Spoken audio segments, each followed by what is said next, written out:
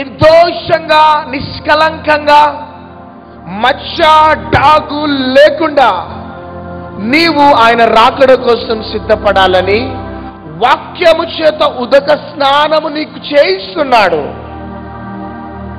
TV on చేయగానే ఆయా Christian channels లో దేవుడు నీతో మాట్లాడుతున్నాడు. ఈ సభల ద్వారా దేవుడు నీతో మాట్లాడుతున్నాడు. నువ్వు ఏం చేయాలో ఏం చేయొద్దో ప్రతి నిత్యము పరిశుద్ధాత్మ దేవుడు నీతో మాట్లాడుతున్నాడు. ఒక యంగ్ గర్ల్ ఏ విధంగా ఉండాలో మాట్లాడుతున్నాడు. ఒక యంగ్ బాయ్ ఏ విధంగా ఉండాలో మాట్లాడుతున్నాడు. ఒక సేవకుడు ఏ విధంగా ఉండాలో, ఒక బిలీవర్ ఏ విధంగా ఉండాలో ప్రతి నిత్యము వాక్యము చేత ఉదక స్నానము చేయిస్తున్నాడు. ఎందుకు చేయిస్తున్నాడు? టైం పాస్ కోసం కాదండి, టైం పాస్ కోసం కాదు. ఎందుకు అంటే నువ్వు పవిత్రమైన కన్యకగా ఆయనను ఎదుర్కోవాలని. హల్లెలూయా. ఒకటి చెప్పాలా, యేసుక్రీస్తు ప్రభుకి భూమి మీద బాడీ లేదట. జాగ్రత్తగా వినండి. యేసుక్రీస్తు ప్రభుకి ఈ భూమి మీద బాడీ, శరీరం లేదు. కానీ శరీరం అంటూ ఉన్నదంటే అది నువ్వే. నీ కండ్లల్లో నుండి ఆయన కనికరము చూడాలని ఆశపడుతున్నాడు. నీ నోటి మాటలో నుంచి ఆయన దయగలిగిన మాటలు వినాలని ఆశపడుతున్నాడు. యేసయ్య చెయ్యి ఎవరిపై పడ్డా ఆ వ్యక్తి దీవించబడ్డాడు. యేసయ్య చేతుల్లాగా పరిశుద్ధంగా ఉండాలని నీ చేతులు చూడాలని ఆశపడుతున్నాడు. నువ్వు వేసే ప్రతి అడుగు, నీ ప్రతి కదలికలు, నీ చూపులు, నీ తలంపులు, నీ మాటలు, నీ నడత, just you must be a Xerox copy of Jesus Christ. చెప్పట్లు కొడదాం. నిన్ను చూడగానే ఈ భూమి మీద లోకం ఎవరిని చూడాలంటే ఆ మహిమ కలిగిన యేసయ్యని చూడాలి. వాళ్ళ కోసం వస్తున్నాడండి నా యేసయ్య, అందరి కోసం రాట్లే.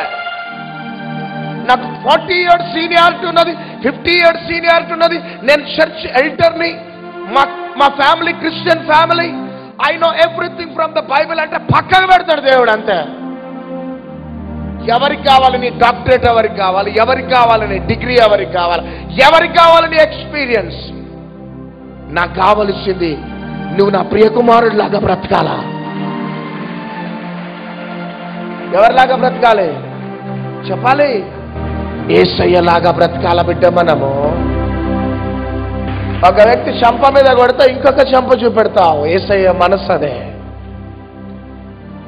ఇది యేసయ్య మనకు నేర్పించిన పాఠాలు. ఈ విధంగా మనం బ్రతకాలి. ఈ కన్యక కోసం వస్తున్నాడండి యేసయ్య. సంగమా, ప్రియ దేవుని బిడ్డలారా,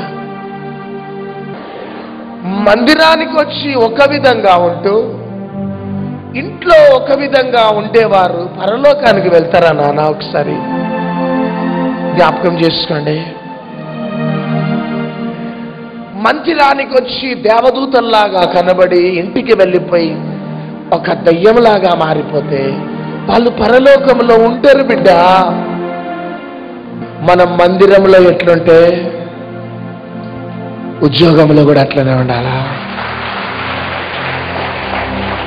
అందుకనే ఆ కీర్తన గ్రంథం 23వ కీర్తన చివరి 2 వచనాలు చదవండి. నా శత్రువుల ఎదుట నీవు నాకు భోజనము సిద్ధపరచుదువు, నూనెతో నా తల అంటి ఉన్నావు, నా గిన్నె నిండి పొర్లుచున్నది. నేను బ్రతుకు దినములన్నయు కృపాక్షేమములే నా వెంట వచ్చును. చిరకాలము యెహోవా మందిరములో నేను నివాసము చేసేదను. చిరకాలము యెహోవా మందిరములో నేను నివాసము చేసేదను అని దావీదు అంటున్నాడు. అంటే ఆయనకు సింహాసనం లేదా? యుద్ధము చేయటానికి రాజు యుద్ధము చేసే పనులుంటాయి, ప్రజలని సెట్ చేసే పనులుంటాయి, సింహాసనం మీద కూర్చోవాలి. కానీ దావీదు ఏమంటున్నాడంటే చిరకాలము యెహోవా మందిరములో నేను నివాసము చేసేదను అంటున్నాడు. దీని అర్థం ఏంటిదంటే, నువ్వు మందిరానికి వచ్చినప్పుడు నువ్వు ఏ పరిశుద్ధతనైతే నువ్వు మెయింటైన్ చేస్తావో మోండా మార్కెట్కి వెళ్ళినప్పుడు కూడా నువ్వు మందిరంలో ఉన్నట్లు నువ్వు ఫీల్ కావాలా? మందిరానికి వచ్చినప్పుడు ఎట్లుంటావు? చాలా పవిత్రంగా పరిశుద్ధంగా ఉంటావు. ఇష్టం వచ్చిన మాటలు మాట్లాడతావా? మాట్లాడవు. ఇష్టం వచ్చిన పాటలు వింటా ఉంటావా? సెల్ ఫోన్లో వినవు. కానీ మందిరంలో చాలా పరిశుద్ధంగా పవిత్రంగా నువ్వు ఉంటావు.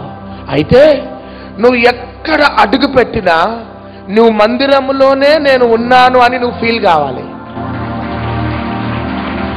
కాలేజ్కి వెళ్ళినప్పుడు, నువ్వు యూనివర్సిటీలో ఎంటర్ అయినప్పుడు నేను దేవుని మందిరంలో ఉన్నాను. ఈ విధంగా ఎక్కడికి వెళ్ళినా కానీ నువ్వు మందిరములో ఎంత పవిత్రంగా పరిశుద్ధంగా ఉంటావో ఆ పరిశుద్ధత పవిత్రత నువ్వు వెళ్ళిన ప్రతి స్థలంలో నువ్వు మెయింటైన్ చేయాలి. అది దేవుడు నీ నుండి నా నుండి ఆశిస్తున్నాడు. సహోదరి సహోదరుడా, ఎఫెసీయులకు రాసిన పత్రిక 4వ అధ్యాయం 13వ వచనం నుంచి ప్లీజ్. పరిశుద్ధులు సంపూర్ణులగునట్లు. పరిశుద్ధులు వా వా వా వా చూడండి, పరిశుద్ధుడట చదవాలి. సంపూర్ణులగునట్లు. పరిశుద్ధుడట సంపూర్ణుడు కావాలట.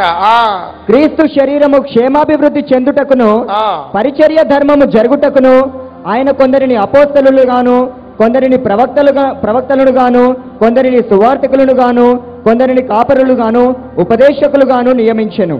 అందువలన మనమిక మీదట పసిపిల్లలమయ్యుండి మనుష్యుల మాయోపాయముల చేత వంచనతోనూ తప్పు మార్గమునకు లాగు కుయుక్తితోనూ గాలికి కొట్టుకొని పోవునట్లు కల్పింపబడిన ప్రతి ఉపదేశమునకు ఇటు అటు కొట్టుకొని పోవచ్చు. కల్పింపబడిన ప్రతి ఉపదేశమునకు ఇటు అటు కొట్టుకొని పోకుండా అలల చేత ఎగురగొట్టబడిన వారమై ఉండక ప్రేమ కలిగి సత్యము చెప్పుచు క్రీస్తు వలె ఉండుటకు మనం అన్ని విషయములలో ఎదుగుదము. గట్టిగా చప్పట్లు పెడదాం.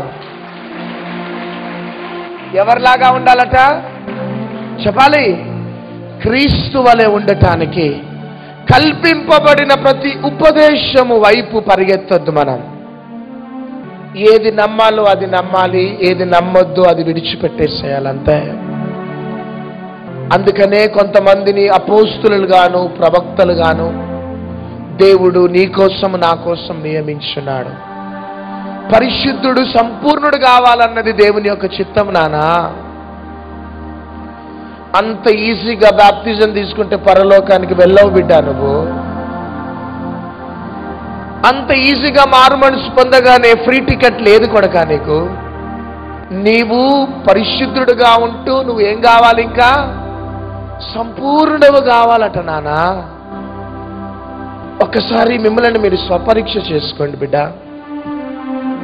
నువ్వు సినిమాలు చూస్తున్నావే, నీకేమైనా న్యాయమా నానాలి? సినిమాలు చూస్తూ నువ్వు పరలోకానికి ఎట్లా ఎంటర్ అవుతావు బిడ్డ? నువ్వు సీరియల్ చూస్తున్నావే రహస్యంగా, ఆ సీరియల్ చూస్తూ ఎట్లా నువ్వు పరలోకానికి వెళ్తావు బిడ్డ?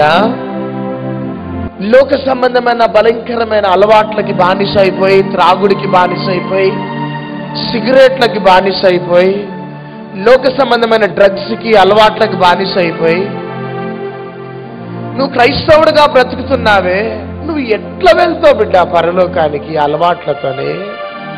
నువ్వు ఆ విధంగా బ్రతకటానికి కాదు బిడ్డ యేసయ్య సాక్రిఫైస్ చేసింది. యేసుక్రీస్తు ప్రభు ఎందుకు సాక్రిఫైస్ చేసినాడంటే నువ్వు పరిశుద్ధంగా ఉంటూ నువ్వు సంపూర్ణతలోకి రావాలని. ఆమేన్, హల్లెలూయా. నువ్వు పవిత్రమైన కన్యకగా నువ్వు బ్రతకాలన్నది దేవుని యొక్క చిత్తం బిడ్డ. సినిమాలు సీరియల్ చూసేటోళ్ళు నిలబడండి.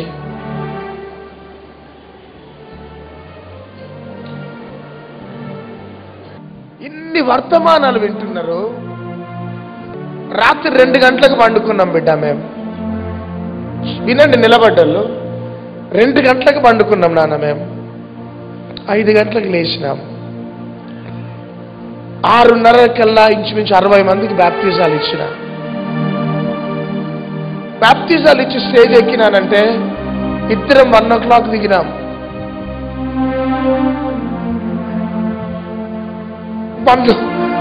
o'clock దిగి 1:30కి మా ఇన్నోవా స్టార్ట్ చేసినాం. పరుగున 6:15కి మేము చేరినాం హైదరాబాద్కి.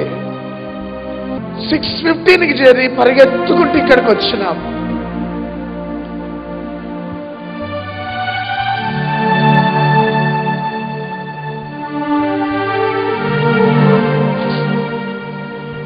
ఎందుకు వచ్చినామో తెలుసా? మీ నుండి ఏది ఆశించి రాలే బిడ్డ. మీరు మంచి జీవితం జీవించాలని పరిగెత్తుకుంటూ వచ్చినాం. యేసయ్య మమ్మల్ని నడిపించున్నాడు ఈ స్థలానికి. మా శరీరాలు రియల్లీ పనిచేయటం లేదు నాన్న. చాలా వీక్ అయిపోయినాం. నాట్ ఈవెన్ 5-10 minutes కూడా మాకు రెస్ట్ లేదు. పరిగెత్తుకుంటూ ఎందుకు వస్తున్నాం బిడ్డ ఈ మహబూబ్ కాలేజ్కి? మీరు మాటికి సినిమాలు చూడాలనా? మాటికి సీరియల్ చూడాలనా? చేసిన పొరపాట్లే మీరు చేయాలని మేము వస్తున్నామా బిడ్డ? ఎందుకు నాన్న మీరు అర్థం చేసుకోరు మమ్మల్ని? ఎందుకు అర్థం చేసుకోరు బిడ్డ మమ్మల్ని? మీరందరూ కూడా లోక సంబంధమైన అలవాట్లన్నీ మానేసి యేసయ్య కోసం మంచి జీవితం జీవించాలని ఆశతో వస్తున్నాం బిడ్డ మేము. ఇది మీకేమైనా న్యాయమా నాన్న? ఇది ఒక తండ్రిగా నేను ఏడుస్తూ చెప్తున్నా, ఇది ఏమైనా న్యాయమా బిడ్డ మీకు? మేము ఎందుకు వస్తున్నామంటే బైబిల్ ఉన్నది, 2 చేతులు జోడించి బ్రతిమలాడుకుంటున్నాం. మేము ఏది ఆశించి రావటం లేదు నాన్న. రియల్లీ మా యవ్వన జీవితాన్ని మేము యేసయ్యకి ఇచ్చినప్పుడు యేసయ్య మమ్మల్ని ఎట్లా బ్లెస్ చేసినాడో, మీ యవ్వన జీవితాలు యేసయ్యకి ఇస్తే మీరు కూడా గొప్పవారు అవుతారని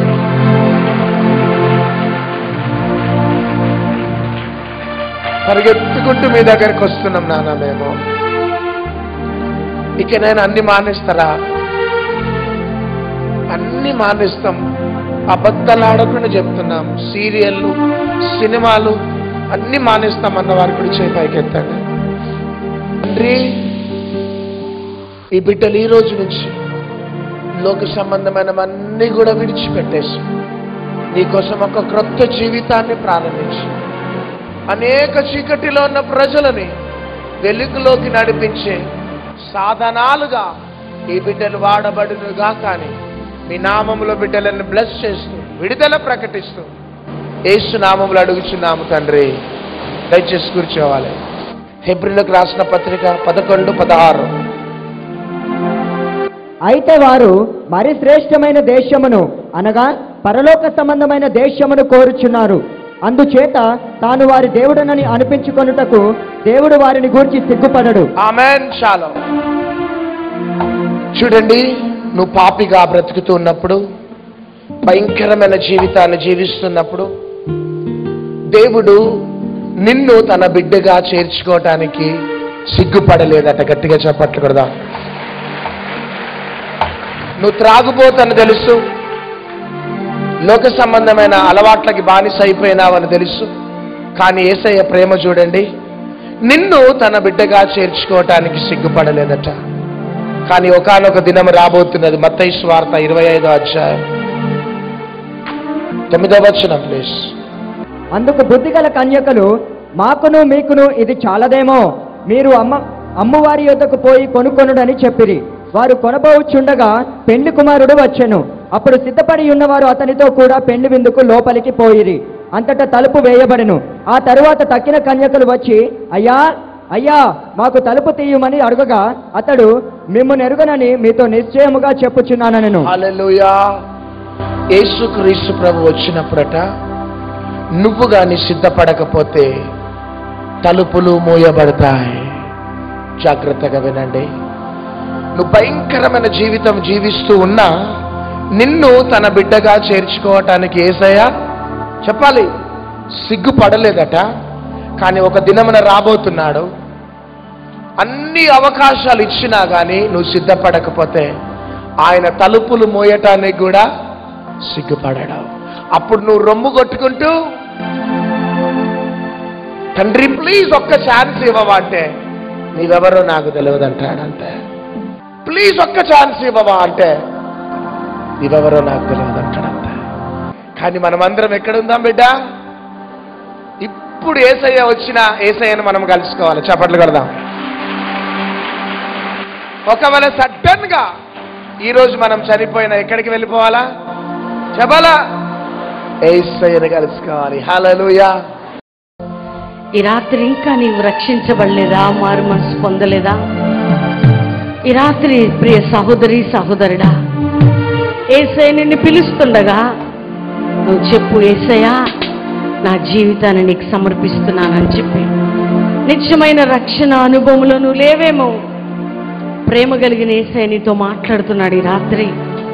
యేసయ్య నువ్వు నాతో మాట్లాడుతుండగానే నా జీవితాన్ని సరి చేసుకుంటానయ్యా. నీ నిత్య రాజ్యంలోకి నేను రావాలి ప్రభా. నేను ఇక్కడ విడిచిపెట్టబడే గుంపులో ఉండొద్దయ్యా. నిత్య నరకానికి వెళ్ళే గుంపులో ఉండొద్దు. నీ కనికరము నా మీద చూపు, నీ కృప నా మీద చూపు. యేసయ్యా నన్ను కనికరించు. ప్రార్థన చేయి గట్టిగా. మీ స్వరాన్ని విప్పండి దేవుని బిడ్డలారా. ఈ రాత్రి ప్రతి ఒక్కరు కూడా ప్రార్థించండి. నేను పరిపూర్ణమైన మారు మనసు పొందాలి. నేను సంపూర్ణమైన మారు మనసు పొందాలి. నా పాపమంతటిని క్షమించయ్యా. ఈ రాత్రి నా హృదయంలోకి రా ప్రభువా. నిజంగా దేవుని బిడ్డ, ఈ రాత్రి వరకు నీకు మారు మనసు రక్షణ అనుభవం లేకపోయినట్లయితే, ఒకవేళ ఆత్మీకంగా దిగజారిపోయిన అనుభవంలో ఉన్నట్లయితే, ఈ రాత్రి యేసయ్యతో చెప్పు, యేసయ్యా నా హృదయంలోకి రండి ప్రభువా. నేను పాపినయ్యా, నా పాపాలు క్షమించండి. నీ రక్తములో నన్ను కడుగు యేసయ్యా. నాకు నూతన హృదయం దయచేయి నాయనా. నన్ను నీ బిడ్డగా స్వీకరించు ప్రభువా.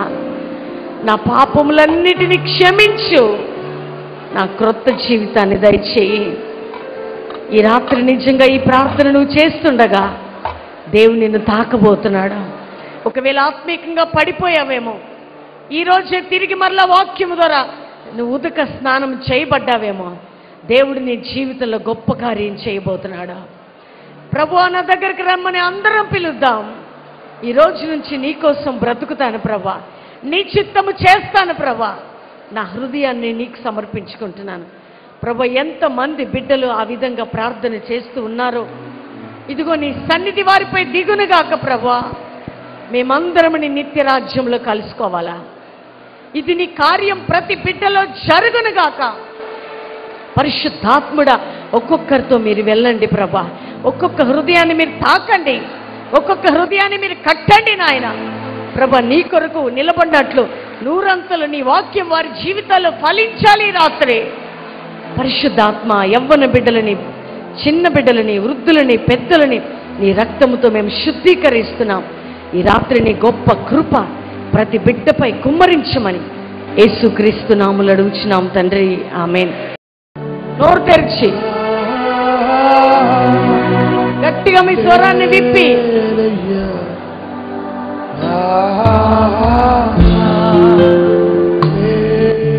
యేసుక్రీస్తు ప్రభు నిన్ను తాకుతున్నాడు ఈ రాత్రి. కీళ్ళవాతంతో ఉన్నవారు, నడుము నొప్పులతో ఉన్నవారు, కడుపులో ఛాతిలో గడ్డలు ఉన్నవారు, కిడ్నీ ఫెయిల్యూర్ అయిన వారు, హోలీ స్పిరిట్